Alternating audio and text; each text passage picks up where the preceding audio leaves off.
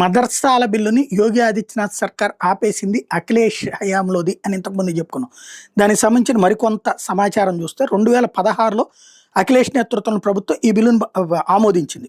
ఇది అసెంబ్లీలో ఉభయ సభల్లో కూడా.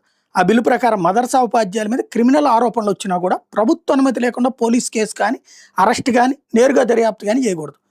అంటే పర్టికులర్గా వాళ్ళకి ప్రత్యేక హక్కులు ఇచ్చారనమాట. ఈవెన్ ముఖ్యమంత్రికి కూడా లేని హక్కు ఇచ్చారనమాట వాళ్ళకి.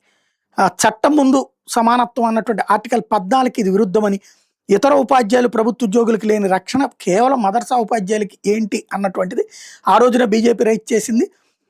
అదే సందర్భంలో నేరారోపణ మీద దర్యాప్తుకి చట్టపరంగా ఎట్లా మినహాయింపులు ఇస్తారు, అట్లాగే మైనార్టీ రాజకీయాలు ఇలా చేస్తారన్నటువంటి ఆ రోజున ఆరోపణ. గవర్నర్ దాన్ని తిప్పి పంపారు, దాన్ని రాష్ట్రపతికి పంపించేశారు. ఇప్పుడు రాష్ట్రపతి దగ్గరికి ఆ బిల్లును మేము ఉపసంహరించుకుంటున్నామంటూ యోగి ఆదిత్యనాథ్ సర్కార్ చెప్పుకొచ్చింది. ఆ బిల్లులో ఉన్న స్పెషల్ ఏంటంటే మదర్సాలో ఉన్నటువంటి వాళ్ళ మీద క్రిమినల్ చర్యలు జరిగినా కూడా తీసుకోకూడదంట.